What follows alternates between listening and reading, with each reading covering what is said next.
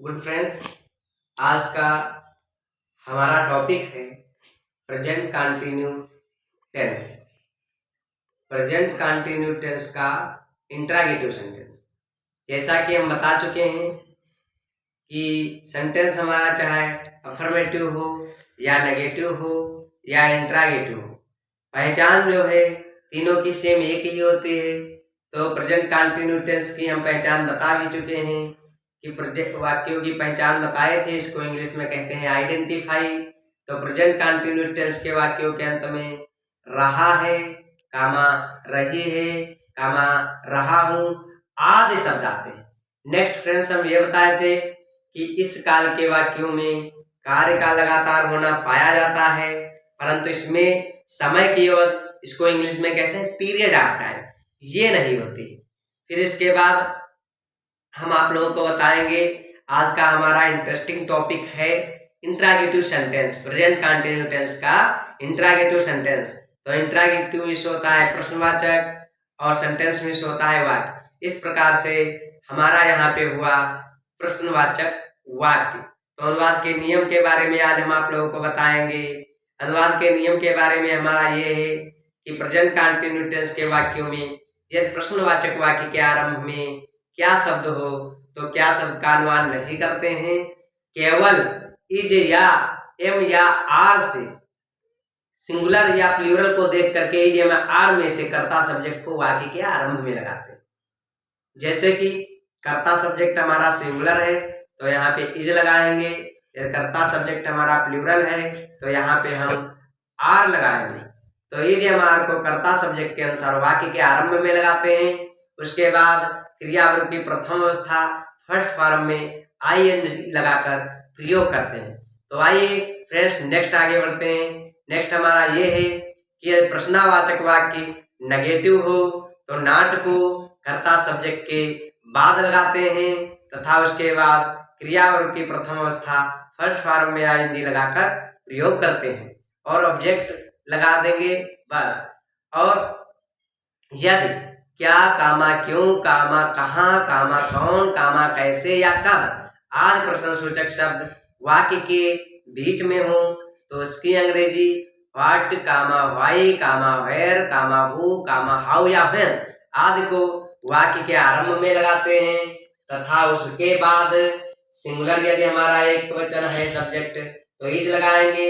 यदि प्लूरल और हमारा बहुवचन सब्जेक्ट है तो यहाँ पे आर लगाएंगे तथा उसके बाद आर में से एक चीज को मतलब सिलेक्ट करेंगे कर्ता सब्जेक्ट को देख करके तथा उसके बाद क्रियावर्ग की प्रथम अवस्था फर्स्ट फॉर्म में आईएनजी लगाकर प्रयोग करते हैं तथा फिर कर्म ऑब्जेक्ट को लगाएंगे।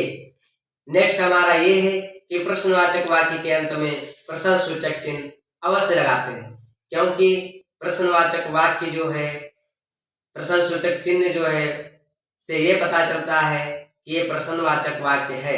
यदि वाक्य हमारा पूरा सेंटेंस हमारा पूरा सही बना है और प्रश्न सूचक चिन्ह नहीं लगा है उसमें तो सेंटेंस हमारा गलत माना जाएगा, क्योंकि प्रश्न सूचक चिन्ह से ही पता चलता है कि सेंटेंस इंट्रागेटिव है और स्टार्टिंग में क्या हो या बीच में क्या हो इससे भी पता चल जाता है। लेकिन यदि प्रश्न सूचक चिन्ह नहीं लगा है तो सेंटेंस हमारा गलत माना जाएगा, क्योंकि प्रश्न सूचक चिन्ह जो है ये बताता है कि ये वाक्य प्रश्नवाचक है। इसीलिए कहा जाता है कि लास्ट में जो ये हम बताए हैं अनुवाद के नियम में कि प्रश्नवाचक वाक्य के अंत में प्रश्नसूचक चिन्ह अवश्य लगाते हैं। आइए फ्रेंड्स अब बात करते हैं फार्मूले के बारे में। तो प्रेजेंट कंटिन्यू टेंस का सिंगुलर के लिए फार्मूला है is plus subject plus V1 plus ING plus object plus question mark का चिन्ह प्लस ETC। प्लूरल के लिए इंट्रागेटिव प्रेजेंट कंटिन्यू टेंस का इंट्रागेटिव प्लूरल के लिए फार्मूला है R plus subject plus V1 plus ING plus object plus question mark का चिन्ह प्लस ETC। अब जैसे यहाँ पे कहा जाए कि क्या सेंटेंस यहाँ पे है वाक्य बनवाना बता रहे हैं। जैसे कहा जाए क्या राम और श्याम लखनऊ जा रहे हैं, तो यहाँ पे देखा जाए नाम तो एक है, नाम तो राम एक है अलग, श्याम भी एक है, मगर दो नाम है यहाँ पे राम और श्याम। तो एक से अधिक हो तो वहां पे प्लूरल बहुवचन बन जाता है। तो राम और श्याम यहाँ पे बहुवचन होगा, इसीलिए बहुवचन वाला फार्मूला लगाएंगे। और बहुवचन प्लूरल के लिए हम बताए थे आर का प्रयोग करते हैं, तो यहाँ पे सबसे पहले आर लगाएंगे, आर राम एंड श्याम। इसके बाद लखनऊ जा रहे हैं तो गो माने जाना होता है, ING लगा देंगे।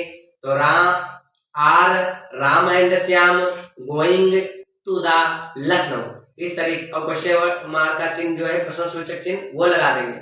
इस तरीके से जो है सेंटेंस बन जाता है। आप लोगों को बताएंगे कि प्रश्न सूचक या प्रश्नवाचक वाक्य कोई सेंटेंस है तो सेंटेंस में भी प्रश्न सूचक चिन्ह लगा होता है, और जो उसकी इंग्लिश बनाते हैं, अंग्रेजी बनाते हैं, उसमें भी लगाना बहुत जरूरी अति आवश्यक होता है, क्योंकि दोनों में प्रश्न सूचक चिन्ह लगाने से ये पता चलता है कि सेंटेंस और वाक्य हमारा जो है ये प्रश्नवाचक है। Thank you friends.